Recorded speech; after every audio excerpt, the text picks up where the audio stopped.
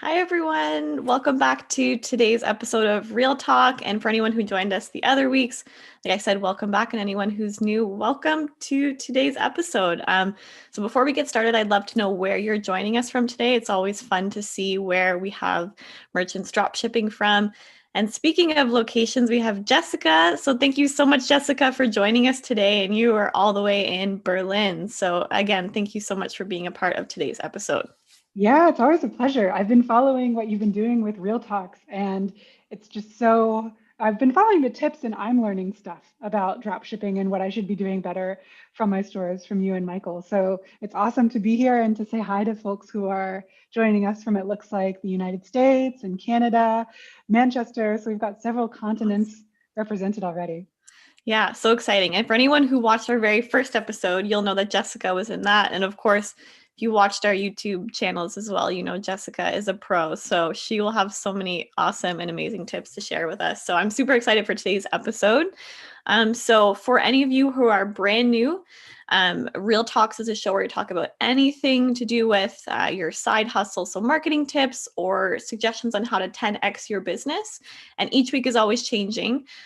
So before we hop into today's topic and what we're going to chat about, Jessica, why don't you tell them a little bit about why you're worth listening to? Though, of course, like I mentioned, you are a dropshipping pro on all of our videos. So I'm sure many of you recognize Jessica.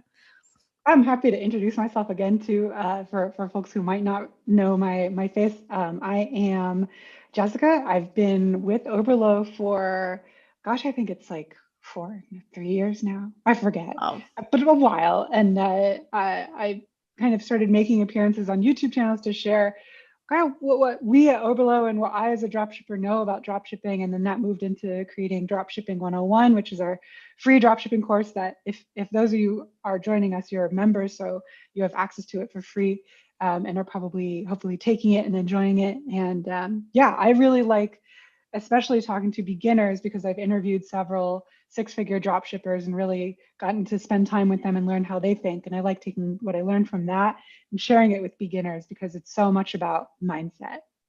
totally. And I always find the beginning is the hardest part, right? Just kind of getting familiar with drop shipping, getting in that mindset, kind of knowing what direction to take. So, yeah, I love that. And as for me, I've been with Shopify and Oberlo for just over 5 years now, which again is also crazy to think about. I swear, like working in, I guess, in this like scenario of entrepreneurship and drop shipping, 5 years seems like 10 or 20 years at any other company. So you always just are constantly learning so much. So I think both of us definitely have a lot we can share in terms of tips or suggestions as you grow your business. So as a little bit of an outline today, what we're going to talk about, it's going to be common mistakes to avoid when you are running your business. So this might be a little bit more tailored towards those of you who are just getting started.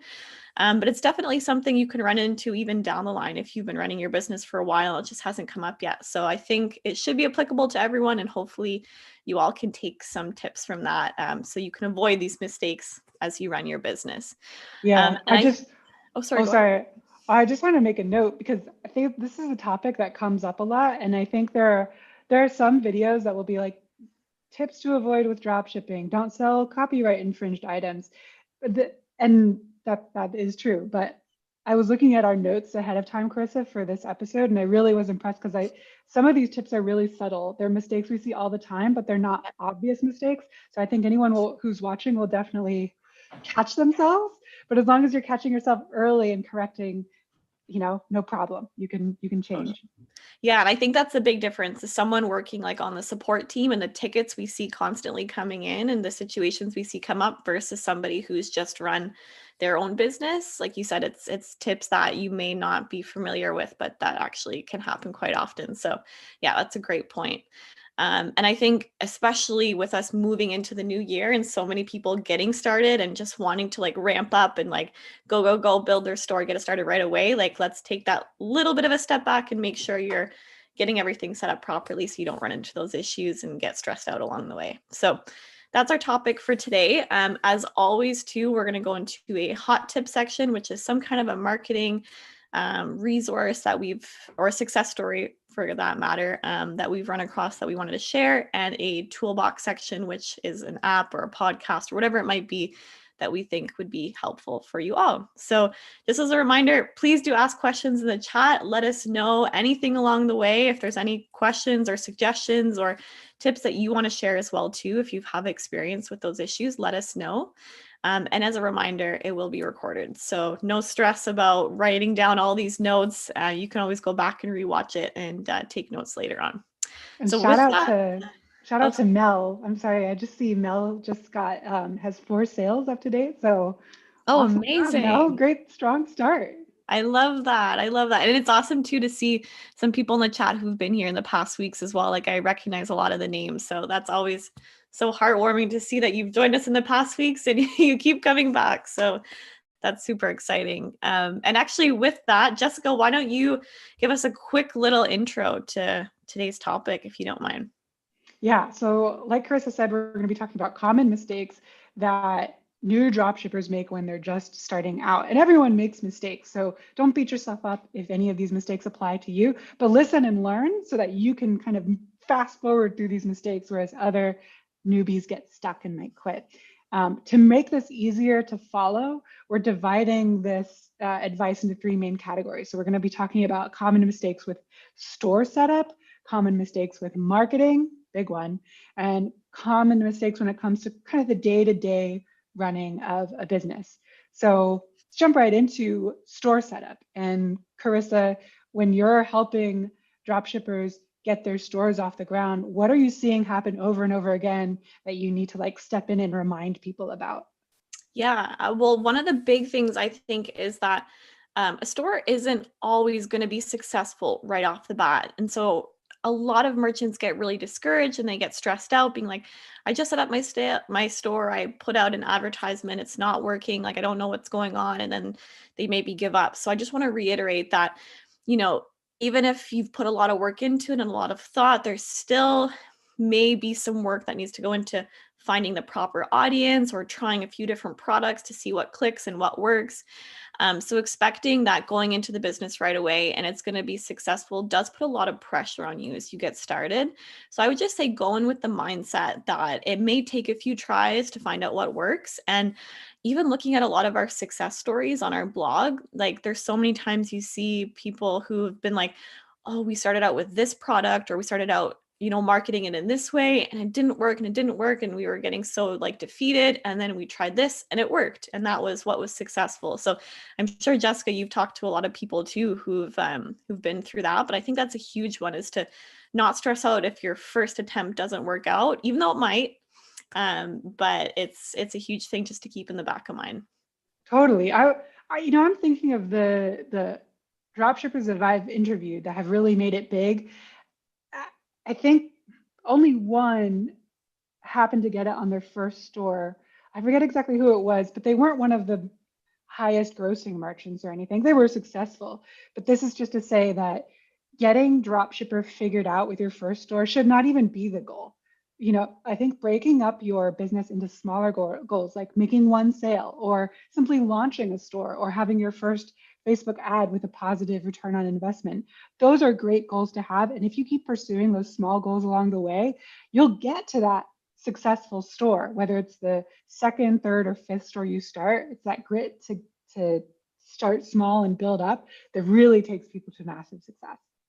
Totally. And it takes a lot to learn, just all the little like tips and tricks of building it properly, how to reach out, who to reach out to, what clicks. So I know it can seem like a little bit defeating when you're like, oh, I just really wanted this one to work. I put so much time and effort into this and I just thought this was going to be the one. And I know how upsetting that can be. But again, it's not to say it's not going to be successful. Just don't worry if it's not, and keep going and keep trying and keep learning, because you'll eventually get there. And a lot of people go through that. So that's the first one. And what's your second tip, Jessica, for that section?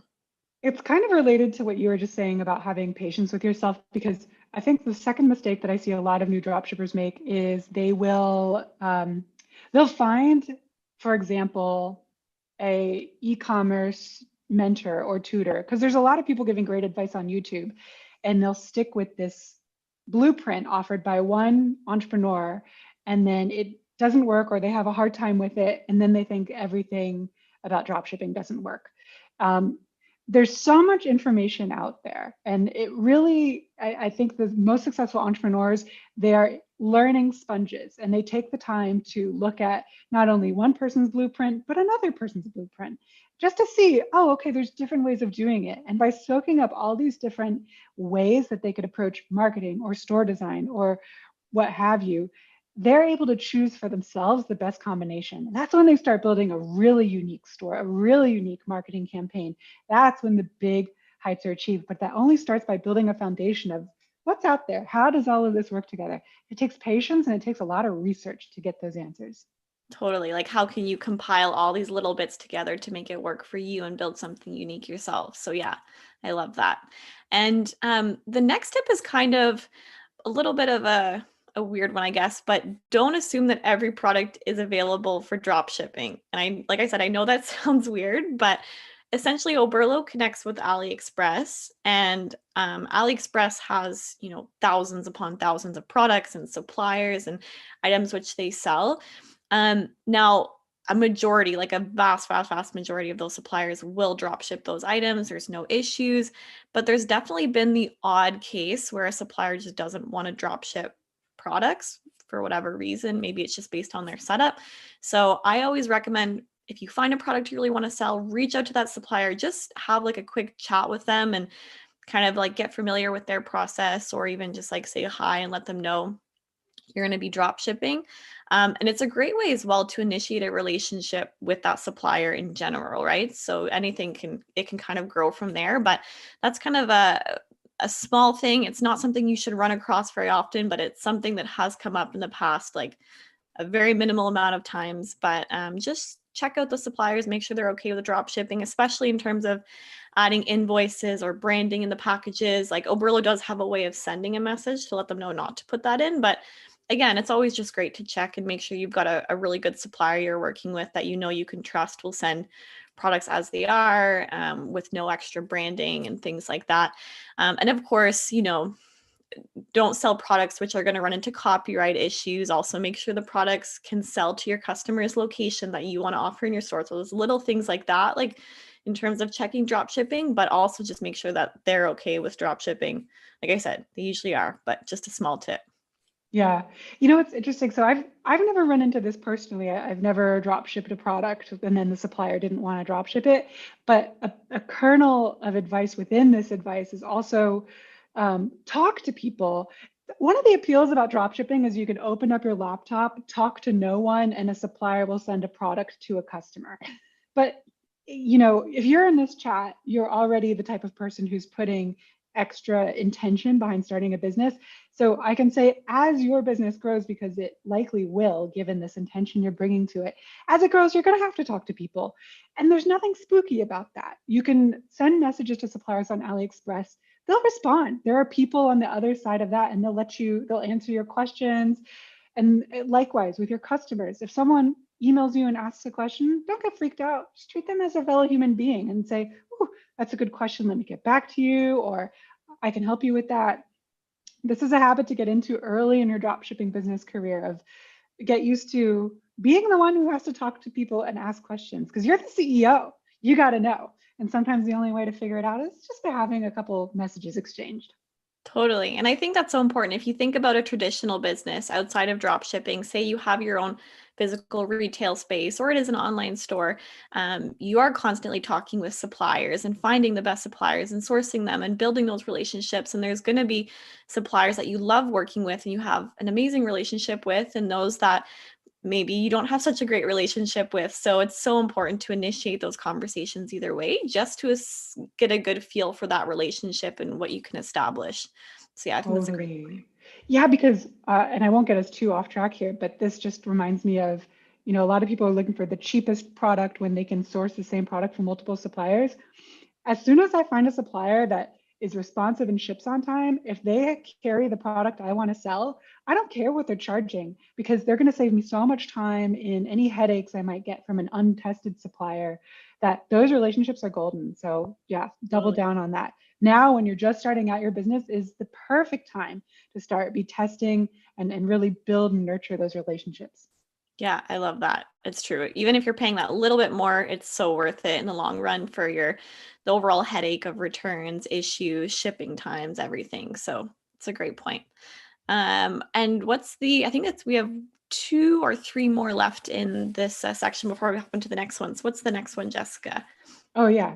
So the next one is something that if you've watched YouTube videos for Overlow, you might have heard before. It's something I've harped on a lot, is to rewrite your product description. So a lot of people will import a product to their store and they'll just leave the product specifications are usually what you see in AliExpress. So size, dimensions, and stuff, and they won't actually write their product descriptions. Um, but right there is where you're really closing the deal as a drop shipper. You've done the work with marketing to get someone from Facebook or Instagram or TikTok to your product page. And now, if you fail to edit that, you have lost that sale, and you've already spent money on the marketing. So that's a heartbreaking thing. Just spend some time fooling around with product descriptions. We have a whole lesson about how to do that. I think we have a whole template for it in Dropshipping 101. So this work is done for you practically and just requires your creativity.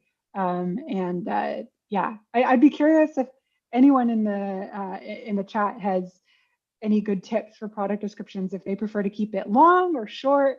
There's no one style that works. It all can work. It's just a matter of experimenting.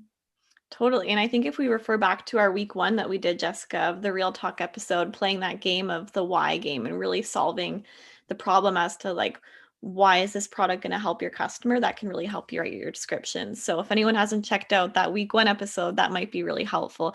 And it's something you see so often, like so many times I'm looking at drop shipping stores and you see the exact same, like you said, specifications, information, and that's it. So give them something to feel like the customer is connected to your brand, and just take that little bit of time. And I think that kind of leads into the idea that, excuse me, is that it's kind of better to start a niche store because then you don't have to create 100 product descriptions, right? Yeah. Also, we're getting some really great tips in the chat. Like Reese mentions putting GIFs in the descriptions, which I think is so creative. And then James, in a related note, is talking about putting video in the description, especially if you need to explain your product. Both of these actually are next level because they're looking at, what's the one thing AliExpress product producers, the suppliers are bad at.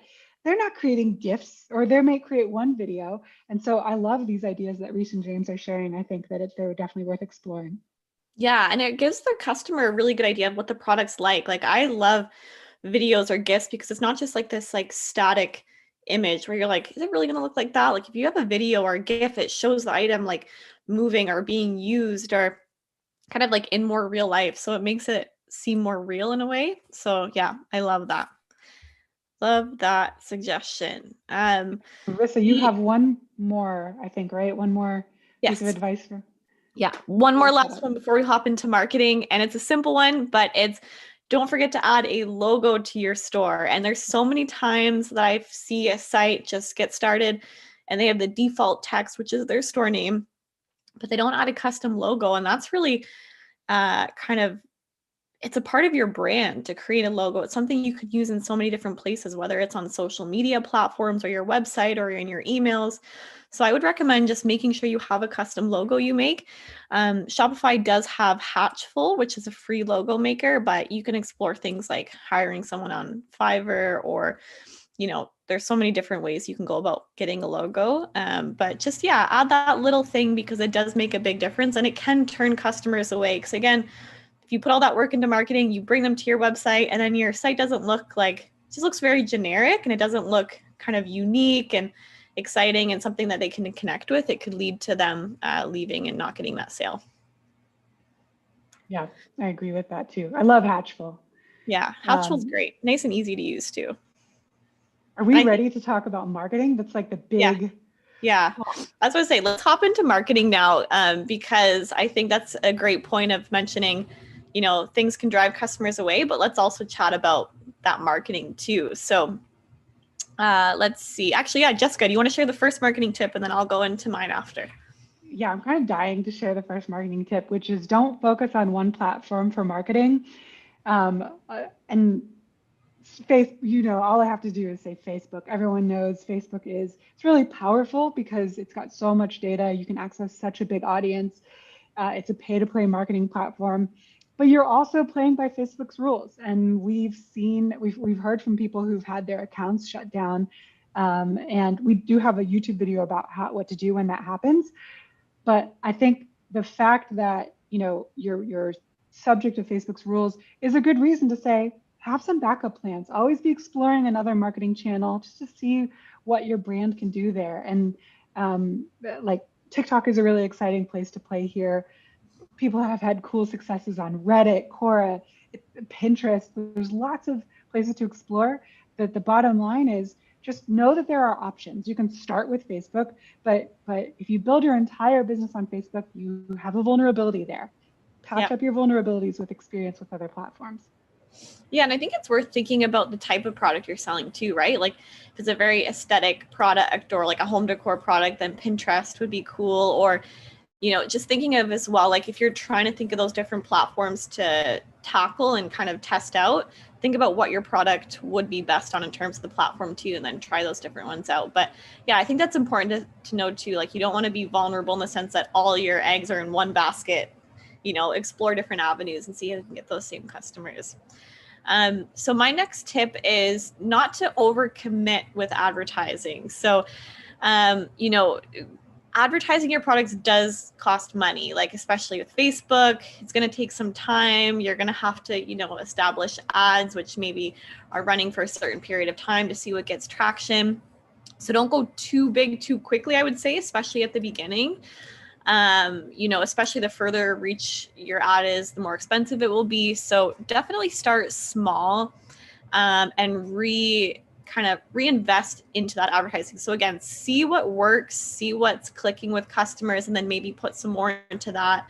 But essentially, I don't know, I just feel like a lot of people do put maybe too much into one ad, and then that's not the ad that's going to work. Or especially as we talked about in the first one, is that you might have a great product idea, but then you have to switch product ideas, or you're switching audiences. So if you put too much into that very first ad and then you get discouraged, and it might keep you from testing out all those other little ads that one of them actually might click. So and then Jessica, I'm sure you have a lot of experience and chats with merchants about that too, but what's your thoughts on that, about overcommitting with advertising at the start especially?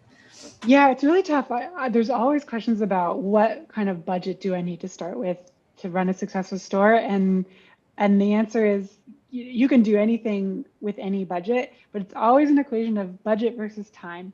So if you have a lot of money you want to spend quickly to see data, then you can do that. But if you don't, you can also build things up slowly. You just have to be patient and realize that you're paying with time and not dollars or euros or whatever your currency is. So I think that there's a lot of wisdom there to learn. This kind of goes back to learning, right? Learn a bit before you spend your money, because you have this initial startup budget, you want to spend it wisely. And the only way to do that is to do a fair bit of research beforehand. By the way, I just want to say, all of these, we point these out as mistakes, but they're not big warning signs. All of these are things we've seen dropshippers overcome. You will 100% make mistakes, and that doesn't make you a failure at all. So it's more of, this is the process of learning, so that when you make those mistakes, you go, okay, let me approach this like a problem solver, not a quitter, and let me find the solution to get to the other side of this. Totally. And to not feel alone. Like if you do run into these and you're like, oh man, like, I really messed up. It's like, no, so many merchants go through that same thing, and it's totally okay. Like you said, don't get discouraged. And it's not to say you'll run into all of these situations, but if you do, don't worry. And, know that so many have been there for sure. And I think we have, is it one last one under marketing, Jessica, before we hop Yep, into the next one? exactly. So the last tip, this is kind of a fine point, but know when you're running an ad, whether it's on Facebook or Instagram or Pinterest, it's important to know what kind of interest you want to generate with the ad. Now, I think the immediate reaction is sales. I want sales with this ad. But you can actually, there's a strategy that you can put in place here, because targeting your ad for sales will be more expensive. Whereas one strategy is targeting your ad for interest or for engagement. When you do that, you'll probably be spending less, but you'll still be exposing your brand and your product to an audience that could later become buyers. These are people who could come to your site. Maybe they're not ready to buy, but they leave their email address, or you can target them later with Facebook ads. So it's just to be aware that you have these options. And again, as you become, CEO of your own company, you really can get smart and get creative with which options you choose on little dials like this so that you're getting the most bang for your marketing budget. Totally. And especially if you've taken the time to really make your site interesting and unique, and you've built out the branding and you've done amazing product descriptions, like even just getting that traction, that traffic to the site might be enough to pique their curiosity and actually get through sales too. So yeah, I think it's worth exploring, and there are definitely cheaper options, like you said, rather than just going straight for conversions and sales when you're exploring marketing. Totally.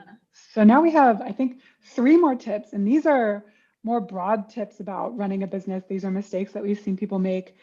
Carissa, I'm really curious what the first tip you have to share in this kind of general category is. Yeah, I think it's time management, which sounds like a basic one, but running a store does take time. It does take commitment. I think drop shipping does make the barrier to entry and the ability to start a business so much easier for so many people. Like it really gives everyone the ability to run a business, but at the end of the day, it still is your business that you need to run. So, if you have a few hours a week, it might take you more time to kind of build up, whether it's your brand or decide on advertising or whatever it might be. But it's also just kind of a note to self, is just that it does take time. And I also would suggest being really, really efficient with your time. So if you are running a business and you don't have very much time, is to think about, okay, these 3 days I'm going to focus on creating advertisements. On Thursday, I'm going to, actually put the advertisement out. On Friday, I'm going to go and build some brand work on, like, really just narrow down that time and be efficient. So that way you are getting the most bang for your buck on the limited time you have, if it isn't very much. So that was my first tip. Yeah, I'd be curious too with our regulars in the chat here, Ryan, Riley, Duncan, and James, especially, like if you're using any time management techniques that you find particularly effective, because this is like a secret weapon. And I'm a big fan of the Pomodoro method, for example. I like doing 25 minutes of focused work, 5 minutes off. I repeat that by 4, then I take a longer break, especially in the morning. But I'm always amazed how much I can plow through if I just say, okay, do nothing but this task for 25 minutes, then you can check Facebook, you can do laundry, do whatever you need to do. That's really what helps me focus. But it's always amazing when I hear someone else has a totally different technique, because that inspires me to think maybe I should try this technique and see if I can get more out of my hour with that other technique. Yeah, totally. I always love too to see how people do things differently and what works for them. And one thing I always use is a tool called Trello. I love using Trello just to organize notes and kind of plan. Like, it helps get things out of my head and, like, okay, these are the things I know I need to get done. And you can create these nice little, like, boards of organized, like, okay, I need to do X, Y, and Z, and you can organize them by date and time. So for me, I always find, like, having a tool or a list in place that, keeps me organized, so I can stop thinking about things in my head and just know it's all put into a board. But yeah, I'd love to know what everyone else uses, or tips they have, or suggestions for that, because I think we can all learn from that. And it's such an important part of starting a business. So yeah, let us know in the chat and we'll keep going. But I'm going to be keeping an eye on the comments to see if anyone has any more suggestions. And yeah, Jessica, do you want to go into our next one under the section? Yeah, I'll just give a shout out to Riley for a fellow Pomodoro method user there. But my next tip really, it ties back into something I said earlier, which is all about, even though this is a virtual laptop business, it still runs on human relationships. And the most important relationship is with your customer. A lot of people get intimidated by customer success, or like customer service, because they think, oh, it's going to take so much time and it's always going to be angry customers.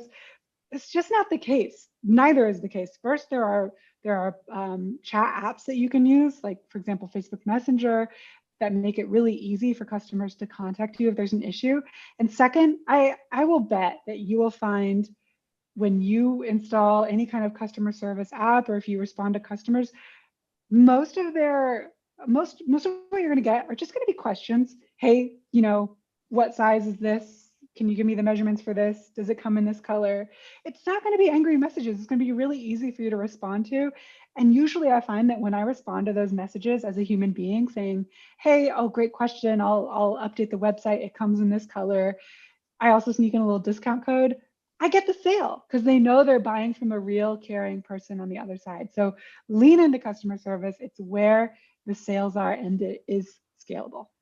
Totally. And actually, I think it was I might be mistaken, but week 5, we talked about how to win back a customer. So in the event you go through the situation where you have an angry customer or an upset customer for whatever reason, we have a whole bunch of tips there on how to handle it. And really, like Jessica said, don't be scared of that.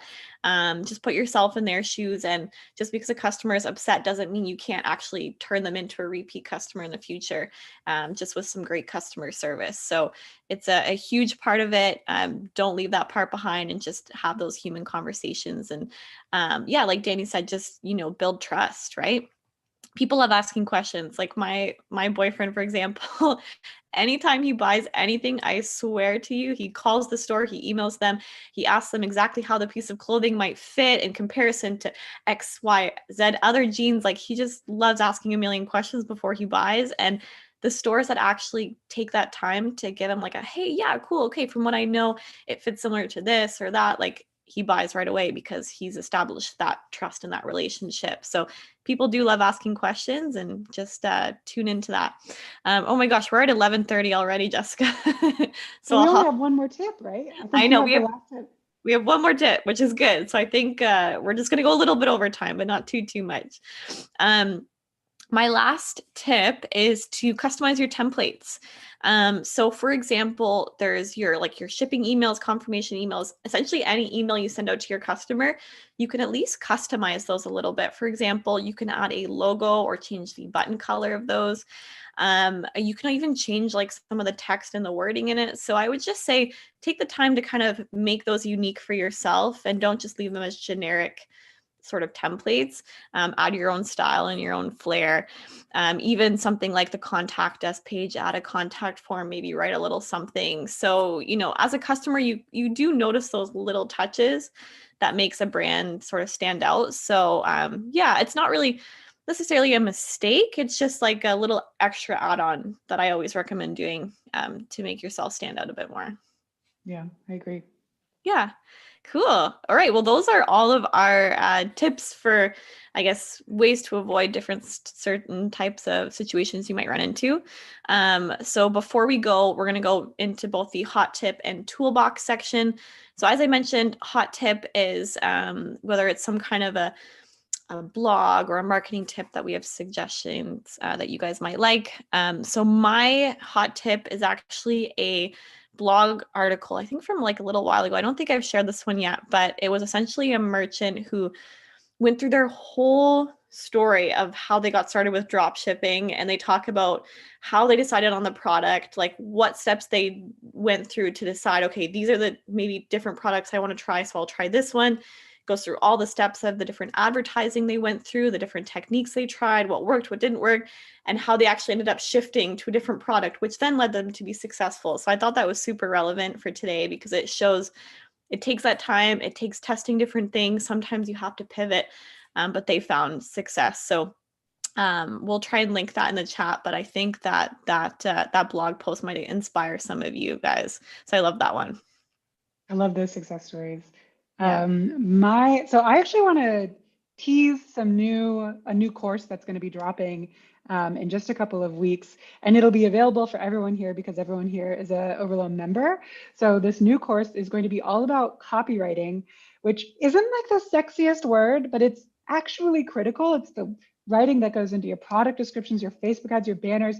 And the coolest thing is, so the person who created this course, he himself is a successful dropshipper, and he actually shares the product pages and Facebook ad copy that made him money during COVID. The ad copy and the product description, that doesn't mention COVID, but just so you know, this is a real life, very recent example of how you can use copy to really cinch sales and land conversions. So just keep an eye on your inbox and keep coming back to learn.oberlo.com.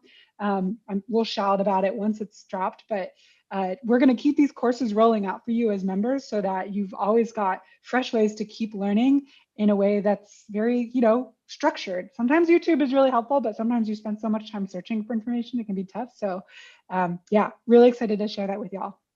That's exciting. I'm excited to see that. I can't wait for that to Good come out. one. It's always exciting too, even for us on the team, and being like, "Oh, this story is so cool," or "This course is so cool." It's fun for us to take.